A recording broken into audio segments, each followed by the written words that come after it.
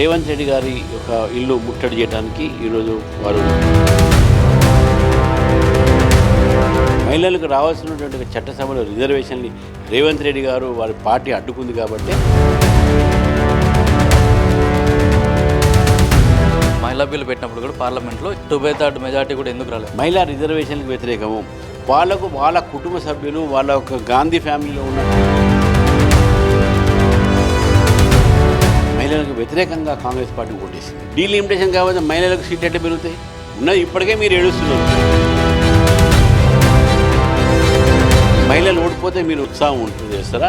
ఒక మహిళలు ఓడిపోతే మీరు సెలబ్రేట్ చేసుకుంటారా? మహిళలకు 33% రిజర్వేషన్లు కల్పించే బిల్లుపై నిన్న పార్లమెంట్లో వాడివేడి చర్చ జరిగింది. దాంతో తర్వాత ఓటింగ్ జరిగిన సమయంలో 2/3 మెజార్టీ సాధించలేక 33% మహిళా బిల్లు ఏదైతుందో అదైతే వీగిపోవడం జరిగింది. దీంతో మరో 3 బిల్లులను కూడా కేంద్ర ప్రభుత్వం అయితే వెనక్కి తీసుకోవడం జరిగింది. ఇది మహిళలకు 33% రిజర్వేషన్కి తగినంత బలం లేకపోవడంతో ఇదంతా వీగిపోయింది. దాంతో బీజేపీ శ్రేణులు కూడా ఆందోళనలు వ్యక్తం చేస్తున్నారు. ఈరోజు తెలంగాణ సీఎం రేవంత్ రెడ్డి ఇల్లు ముట్టడి కూడా బీజేపీ మహిళా మోర్చా సభ్యులు అయితే పిలుపునివ్వడంతో వాళ్ళని బీజేపీ కార్యకర్తలను నాయకులను ఎక్కడికక్కడ ఉదయం నుంచి హౌస్ అరెస్ట్ చేయడం జరిగింది. ప్రస్తుతం మనం తెలంగాణ బీజేపీ స్టేట్ చీఫ్ రామచంద్రరావు గారి ఇంటి దగ్గర ఉన్నాం. చూసుకోవచ్చు, పొద్దుటి నుంచి కూడా పోలీసులు ఇక్కడ పూర్తి బందోబస్తును ఏర్పాటు చేసి హౌస్ అరెస్ట్ చేయడం జరిగింది. ఇది రామచంద్రరావు బీజేపీ అధ్యక్షుడు, రాష్ట్ర అధ్యక్షుడు ఇంటి దగ్గర కూడా పోలీసులు ఉదయం నుంచే కూడా ఇక్కడికి చేరుకొని రామచంద్రరావును బయటికి కదలనియకుండా ఎక్కడికక్కడ అరెస్ట్ చేయడం జరిగింది. కేవలం రాష్ట్ర అధ్యక్షుడే కాకుండా మహిళా నాయకులు ఎవరైతే ఉన్నారో బీజేపీ వాళ్ళని కూడా ఎంపీలు, ఎమ్మెల్యేలు, మహిళా మోర్చా నాయకులు ఎవరైతే ఉన్నారో వాళ్ళందరి ఇంటి వద్ద కూడా పెద్ద ఎత్తున పోలీసులు మోహరించి వాళ్ళందరినీ కూడా ఎక్కడికెక్కడ హౌస్ అరెస్ట్ చేయడం జరిగింది. అట్లాగే ఈరోజు కాంగ్రెస్ పార్టీ కూడా ఒక ధర్నా చౌక్, ఇందిరా పార్క్ వద్ద ధర్నా చౌక్ వద్ద పెద్ద ఎత్తున కూడా ధర్నాలు కూడా నిర్వహిస్తున్నారు. నిన్న పార్లమెంట్లో కాంగ్రెస్ నాయకుడు రాహుల్ గాంధీ కూడా మాట్లాడుతూ కేవలం డీలిమిటేషన్కు అట్లాగే ఉమెన్ రిజర్వేషన్కు లింక్ పెట్టడం వల్లనే మేము ఉమెన్ రిజర్వేషన్కు మద్దతు ఇవ్వడం లేదని చెప్పడం జరిగింది. అట్లాగే ఎస్సీ, ఎస్టీ, బీసీలకు కూడా దీంట్లో అన్యాయం జరుగుతుందనే ఉద్దేశంతో మేము ఇవ్వలేదని చెప్తున్నాం. అట్లే దక్షిణాదికి ఉత్తరాదికి మధ్య చాలా వ్యత్యాసం ఉంది. 33% రిజర్వేషన్ కల్పిస్తే దక్షిణాది రాష్ట్రాలకు చాలా అన్యాయం జరుగుతుంది. కేవలం బీజేపీ పార్టీ రానున్న ఎన్నికల్లో లబ్ధి పొందడానికి 33% రిజర్వేషన్ అట్లాగే డీలిమిటేషన్ను లింక్ చేసి ఈ బిల్ని అయితే తీసుకొచ్చిందని చెప్పేసి కూడా చెప్పడం జరిగింది. అయితే మొత్తానికి ఈరోజు ఉదయం నుంచే బీజేపీ నాయకులు ఎవరైతున్నారో వాళ్ళందరినీ కూడా ఉదయం నుంచి హౌస్ అరెస్ట్ చేయడం జరిగింది. అయితే మనం ప్రస్తుతం రామచంద్రరావు ఇంటి దగ్గర ఉన్నాం. అయితే మాట్లాడించే ప్రయత్నం చేద్దాం.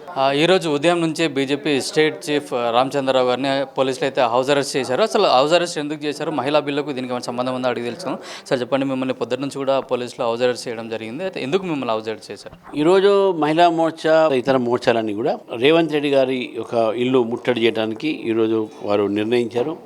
ఎందుకంటే మహిళా బిల్లుని ఓడించి మహిళలకు అన్యాయం చేశారు కాబట్టి మహిళలకు రావాల్సినటువంటి చట్టసభలో రిజర్వేషన్ని రేవంత్ రెడ్డి గారు వారి పార్టీ అడ్డుకుంది కాబట్టి దాని మీద కార్యక్రమాన్ని తీసుకునేటువంటి సందర్భంగా నన్ను పొద్దున్న నుంచి అరెస్ట్ చేసి బయటికి పోకుండా చేస్తున్నారు.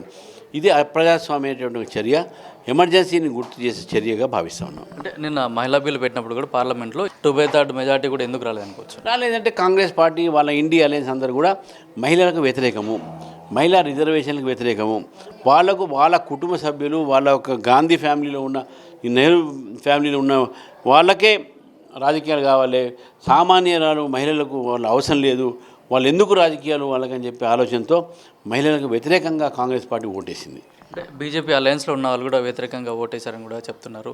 అది ఎంతవరకు నిజం? అండ్ మీకు మెజార్టీ, సంపూర్ణమైన మెజార్టీ ఉన్నా కూడా ఎందుకు బిల్లు పాస్ కాకపోయింది? మాకున్న మెజార్టీ మీద మాకు 6 ఓట్లు ఎక్కువ వచ్చినాయి, 6.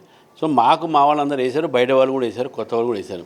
కాంగ్రెస్ పార్టీ బానిసత్వం పార్టీ, బ్రిటిషర్ స్టార్ట్ చేసినట్టు కాంగ్రెస్ పార్టీకి ఒక ఇటాలియన్ నాయకత్వంతో ఈ యొక్క నాయకులందరూ కూడా బానిసత్వంగా పనిచేస్తారు. ఆ బ్రిటిష్ బానిసత్వం ఇంకా వాళ్ళకు ఉన్నది. వాళ్ళకు కేవలం కుటుంబం కోసం పనిచేస్తారు. ఆ కుటుంబం వల్లే రాజకీయాలు ఉండాలి, వేరే ఉండకూడదన్న ఆలోచన వీళ్ళందరికీ అదే ఉంది. అందుకనే దేశ విభజన ఆలోచన వీళ్ళకు ఉన్నాయి. అడ్డుకోవడానికి అన్ని రకరకాలైన ప్రయత్నాలు చేశారు. దేశాన్ని విభజించే ప్రయత్నం చేశారు. ఉత్తరాది దక్షిణాది పేరు మీద ముస్లింలని దీంట్లో ఎందుకు పెట్టలేదని నేను అడిగి నేను ముస్లింలకు వాళ్ళకు సంస్కృతికరం చేసే పని చేశారు, అపీజ్మెంట్ పాలసీ చేశారు. ఎన్ని రకాలుగా అడ్డుకోవాలి అన్ని రకాలుగా అడ్డుకున్నారు. అడ్డుకున్నాక కూడా రేపు ఎట్లయినా మళ్ళీ ఇది తప్పకుండా మళ్ళీ వస్తుంది, రిజర్వేషన్ పెడతాము, తప్పకుండా మహిళలకు న్యాయం చేస్తామని చెప్తాను. డీలిమిటేషన్కి మహిళా బిల్లుకు లింక్ ఉంది కాబట్టి మేము మద్దతు ఇవ్వలేదు, డీలిమిటేషన్ తీసేసి మేము మద్దతు ఇచ్చే వాళ్ళమని కూడా చెప్తున్నారు. ఇవన్నీ సాకు. డీలిమిటేషన్ కాబట్టి మహిళలకు సీట్లు ఎట్లా పెరుగుతాయి?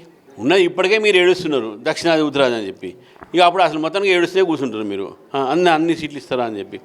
మహిళలకు సీట్లు పెరగాలంటే డీలిమిటేషన్ చేస్తే సీట్లు పెరుగుతాయి, సీట్లు పెరిగితే ఎక్కువ నెంబర్లు వస్తాయి. దాంట్లో మీకు ఆ ఎస్సీలు అందరు బీసీలు మహిళలకు వస్తాయి. మీరు వాళ్ళని అడ్డుకున్నారు. మీరు ఏదో ఈరోజు సెలబ్రేట్ చేసుకుంటున్నారు. ఏం మన ఈ సెలబ్రేషన్లో ఏముందో నాకైతే అర్థం కావట్లేదు. మీరు అంటే మహిళలు ఓడిపోతే మీరు ఉత్సాహం చేస్తారా? ఒక మహిళలు ఓడిపోతే మీరు సెలబ్రేట్ చేసుకుంటారా? మీ మెంటాలిటీ అర్థమైపోయింది. Your anti women, your anti women reservation. అంటే నిన్న రాహుల్ గాంధీ కూడా మాట్లాడుతూ దీన్ని మనవాదాన్ని తీసుకొచ్చారు, బీసీలు ఎస్సీలు ఎస్టీలకు కూడా దాంట్లో ఛాన్స్ లేకుండా పోయింది, అందుకే మేము మద్దతు ఇవ్వలేము కూడా చెప్తున్నాం. ఆయన ముస్లిం వాదం కోరిండు, మరి ముస్లిం వాదము మనువాదాలు రెండు కూడా వాళ్ళే చేసుకొస్తున్నారు. మేము అంతా మానవతావాదం మేము తీసుకొస్తున్నాం. అంటే ఆర్టికల్ 370 కానీ 3 తలాక్ కానీ మీరు సక్సెస్ఫుల్గా చేసినప్పుడు ఈ మహిళా బిల్లును కూడా అంత పర్ఫెక్ట్గా ఎందుకు చేయలేదని చెప్పేసి కూడా బయట విమర్శలు చేసాము. వీళ్ళు ఇంతమంది సపోర్ట్ చేశారు కదా. 23లో 2023లో ఆ బిల్స్ పాస్ అయినప్పుడు మాకు కొద్దిగా మెజారిటీ ఉండే. ఈసారి మెజారిటీ మాకు గతం కన్నా కొద్దిగా వాళ్ళకు ఇండియా అలయన్స్ మెజారిటీ ఉంది, వాళ్ళు మహిళలకు న్యాయం చేస్తారని చెప్పి కోరి మేము అనుకొని పెట్టిన వాళ్ళు మోసం చేశారు, దగా చేశారు. కాబట్టి దానికి సంబంధం ఉండదు. భవిష్యత్ కార్యాచరణ ఏ విధంగా ఉండదు? మేము అడ్డుకుంటాం. ఎక్కడ పడితే అక్కడ ఎవరైతే మహిళా రిజర్వేషన్ ఎదుర్కొన్నారో తప్పకుండా మేము వాళ్ళని అడ్డుకుంటాము. మహిళలు శపిస్తారు, వాళ్ళని ప్రశ్నిస్తారు. అదే కాంగ్రెస్ పార్టీ మహిళా ద్రోహి కనుకనే మహిళా బిల్లుకి అయితే మద్దతు ఇవ్వాలని చెప్తున్నారు. అట్లా భవిష్యత్తులో కూడా వీళ్ళందరినీ కూడా మేము అడ్డుకుంటాము, మహిళా బిల్లు వచ్చే వరకు కూడా మేము పోరాడతామని చెప్పేసి కూడా బీజేపీ రాష్ట్ర అధ్యక్షుడు రామచంద్రరావు తెలియజేస్తున్నారు. కెమెరామెన్ కిరణ్తో కిరణ్ కుమార్, పల్లవి టీవీ, హైదరాబాద్.